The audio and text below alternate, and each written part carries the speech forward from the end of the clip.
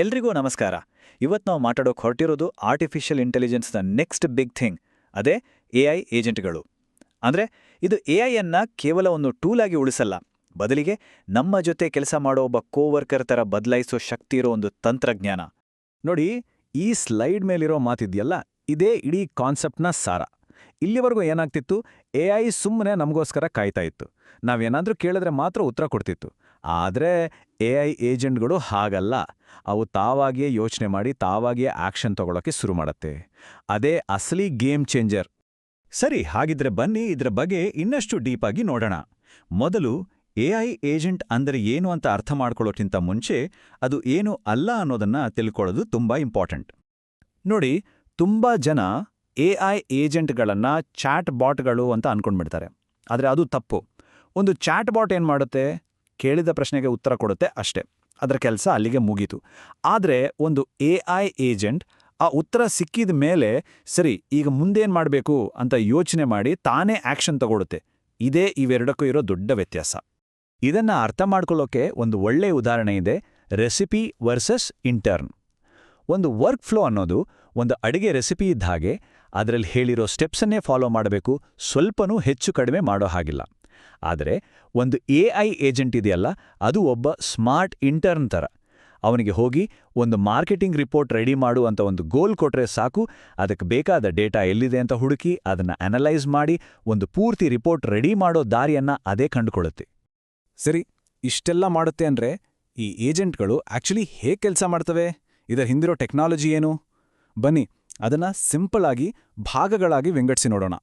ಯಾವುದೇ AI agent ತಗೊಳ್ಳಿ, ಅದರ ಕೆಲಸದ ಮೂಲದಲ್ಲಿ ಇರೋದು ಮೂರೇ ಸ್ಟೆಪ್ಸ್ನ ಒಂದು ಸಿಂಪಲ್ ಸೈಕಲ್. ಮೊದಲು ಅದು ತನ್ನ ಸುತ್ತಮುತ್ತಲಿನ ಪರಿಸರದಿಂದ ಮಾಹಿತಿಯನ್ನ ಗ್ರಹಿಸುತ್ತೆ. ಎರಡನೇದ್ದು ಆ ಇನ್ಫಾರ್ಮೇಷನ್ ಇಟ್ಕೊಂಡು ಯೋಚನೆ ಮಾಡಿ ಒಂದು ನಿರ್ಧಾರಕ್ಕೆ ಬರುತ್ತೆ. ಇನ್ನು ಮೂರನೇದ್ದು ಆ ನಿರ್ಧಾರದ ಪ್ರಕಾರ ಆಕ್ಷನ್ ತಗೊಳುತ್ತೆ. ಅಷ್ಟೇ, ಇದೇ ಸೈಕಲ್ ಪದೇ ಪದೇ ನಡೀತಾನೆ ಇರುತ್ತೆ. ಮೊದಲನೇ ಭಾಗ ಅದರ ಮೆದುಳು. ಇದೇ ನಾವು ಕೇಳೋ ಲಾರ್ಜ್ ಲ್ಯಾಂಗ್ವೇಜ್ ಮಾಡೆಲ್ ಅಂದರೆ LLM, GPT-4 ಥರ. ಏಜೆಂಟ್ನ ಯೋಚನೆ ಮಾಡೋ ಶಕ್ತಿ, ನಿರ್ಧಾರ ತಗೊಳ್ಳೋ ಪವರ್ ಎಲ್ಲ ಬರೋದೇ ಇಲ್ಲಿಂದ. ಆದರೆ ಬರೀ ಮೆದುಳಿದ್ರೆ ಸಾಕಾಗಲ್ಲ ಅಲ್ವಾ? ಮೆದುಳು ಯೋಚನೆ ಮಾಡಬೇಕು ಅಂದರೆ ಅದಕ್ಕೆ ಮಾಹಿತಿ ಬೇಕು. ಆ ಮಾಹಿತಿ ಎಲ್ಲಿಂದ ಬರುತ್ತೆ? ಅದಕ್ಕೆ ಇಂದ್ರಿಯಗಳು ಬೇಕು. ಅಂದರೆ ಇಮೇಲ್ ಓದೋದು, ಕ್ಯಾಲೆಂಡರ್ ಚೆಕ್ ಮಾಡೋದು, ಅಥವಾ ನಾವು ಕೊಡೋ ಇನ್ಸ್ಟ್ರಕ್ಷನ್ಸನ್ನ ಅರ್ಥ ಮಾಡ್ಕೊಳ್ಳೋದು. ಇವೆಲ್ಲ ಅದರ ಕಣ್ಣು ಕಿವಿ ಥರ ಕೆಲಸ ಮಾಡಿ ಹೊರಗಿನ ಪ್ರಪಂಚದಿಂದ ಇನ್ಫಾರ್ಮೇಷನ್ ತಂದ್ಕೊಡುತ್ತೆ. ಆಮೇಲೆ ಬರೋದು ಮೆಮೊರಿ ಅಥವಾ ಜ್ಞಾಪಕ ಶಕ್ತಿ. ಇದನ್ನು ನಾವು ಏಜೆಂಟ್ನ ಒಂದು ನೋಟ್ಬುಕ್ ಅಂತ ಅನ್ಕೋಬೋದು. ಯಾಕಂದ್ರೆ ಮೆಮೊರಿ ಇಲ್ಲ ಅಂದರೆ ಏನಾಗುತ್ತೆ? ಪ್ರತಿ ಸಲನೂ ಫ್ರೆಶ್ ಆಗಿ ಶುರು ಮಾಡೋದಕ್ಕಾಗತ್ತೆ. ಆದರೆ ಮೆಮೊರಿ ಇರೋದ್ರಿಂದ ಅದು ಹಳೆ ಮಾತುಕತೆಗಳನ್ನು, ತಾನು ಕಲಿತ ವಿಷಯಗಳನ್ನು ನೆನಪಿಟ್ಕೊಂಡು ದೊಡ್ಡ ದೊಡ್ಡ ಕೆಲಸಗಳನ್ನು ಒಂದಾದ್ಮೇಲೆ ಒಂದು ಸ್ಟೆಪ್ಸ್ ತಗೊಂಡು ಕಂಪ್ಲೀಟ್ ಮಾಡೋಕ್ಕಾಗುತ್ತೆ. ಇನ್ನು ಕೊನೆಯದಾಗಿ ಟೂಲ್ಸ್ ಅಥವಾ ಉಪಕರಣಗಳು. ಇವು ಏಜೆಂಟ್ನ ಕೈಗಳು ಅಂತಾನೆ ಹೇಳ್ಬೋದು. ಮೆದುಳು ಯೋಚನೆ ಮಾಡಿ ಒಂದು ನಿರ್ಧಾರ ತಗೊಂಡ ಮೇಲೆ ಅದನ್ನು ನಿಜವಾಗಿಸ್ಬೇಕಲ್ವಾ? ಅದಕ್ಕೆ ಈ ಟೂಲ್ಸ್ ಬೇಕು. ಅಂದರೆ ಮೆಸೇಜ್ ಕಳಿಸೋದು, ಇಂಟರ್ನೆಟ್ ಬ್ರೌಸ್ ಮಾಡೋದು, ಅಥವಾ ಬೇರೆ ಸಾಫ್ಟ್ವೇರ್ ಜೊತೆ ಮಾತಾಡೋಕೆ API ಬಳಸೋದು. ಈ ಎಲ್ಲ ಕೆಲಸಗಳನ್ನ ಮಾಡೋದು ಇದೇ ಟೂಲ್ಸ್. ಓಕೆ, ಇಲ್ಲಿವರೆಗೂ ಏಜೆಂಟ್ಗಳು ಹೇಗೆ ಕೆಲಸ ಮಾಡುತ್ತೆ ಅಂತ ಥಿಯರಿ ನೋಡಿದ್ವಿ. ಈಗ ರಿಯಲ್ ವರ್ಲ್ಡ್ಗೆ ಬರೋಣ. ನಿಜ ಜೀವನದಲ್ಲಿ ಇವುಗಳನ್ನು ಎಲ್ಲೆಲ್ಲಿ ಹೇಗೆ ಬಳಸ್ತಾ ಇದ್ದಾರೆ ಅಂತ ಕೆಲವು ಉದಾಹರಣೆಗಳನ್ನು ನೋಡೋಣ ಬನ್ನಿ. ಈ ಟೇಬಲ್ ನೋಡಿ, ಇಲ್ಲಿ ಕೆಲವು ರಿಯಲ್ ಎಕ್ಸಾಂಪಲ್ಸ್ ಇವೆ. ಉದಾಹರಣೆಗೆ ಈ ಕಂಟೆಂಟ್ ಕ್ರಿಯೇಟರ್ ಏಜೆಂಟನ್ನೇ ತಗೊಳ್ಳಿ. ಅದರ ಗೋಲ್ ಏನು?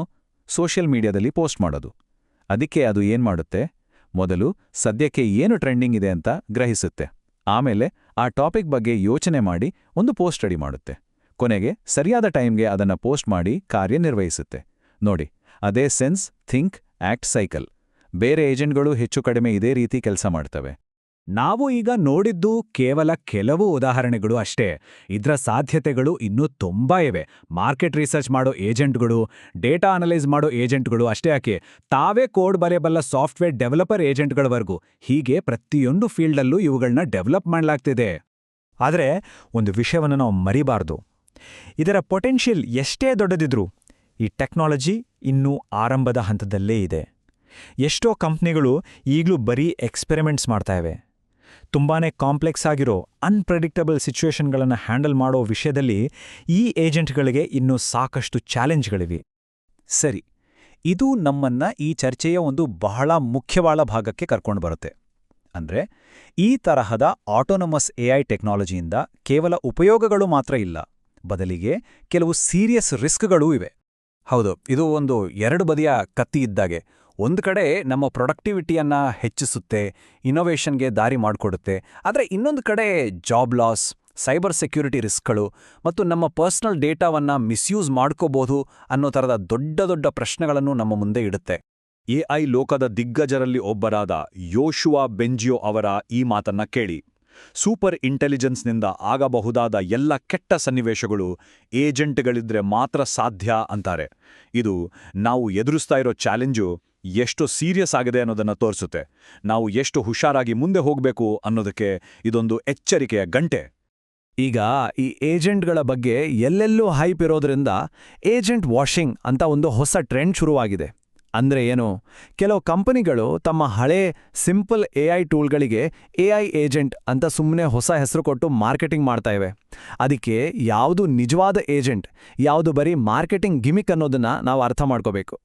ಹಾಗಿದ್ದರೆ ಈ ಒಂದು ಕೊನೆಯ ಪ್ರಶ್ನೆಯೊಂದಿಗೆ ಇವತ್ತಿನ ಈ ವಿಷಯವನ್ನ ಮುಗಿಸೋಣ. ಎಐ ಏಜೆಂಟ್ಗಳು ನಮಗೋಸ್ಕರ ಕೆಲಸ ಮಾಡಬಲ್ಲವು ಅನ್ನೋದ್ರಾಗೆ ಯಾವುದೇ ಡೌಟ್ ಇಲ್ಲ. ಆದರೆ ಅವು ನಮ್ಮ ಜೊತೆ ಕೆಲಸ ಮಾಡ್ತವೆ, ನಮಗೆ ವಿರುದ್ಧವಾಗಿ ಅಲ್ಲ ಅನ್ನೋದನ್ನ ನಾವು ಹೇಗೆ ಗ್ಯಾರಂಟಿ ಮಾಡ್ಕೊಳ್ಳೋದು? ಇದು ಕೇವಲ ಒಂದು ಟೆಕ್ನಿಕಲ್ ಪ್ರಶ್ನೆ ಅಲ್ಲ, ಇದು ನಮ್ಮೆಲ್ಲರ ಭವಿಷ್ಯಕ್ಕೆ ಸಂಬಂಧಪಟ್ಟ ಪ್ರಶ್ನೆ.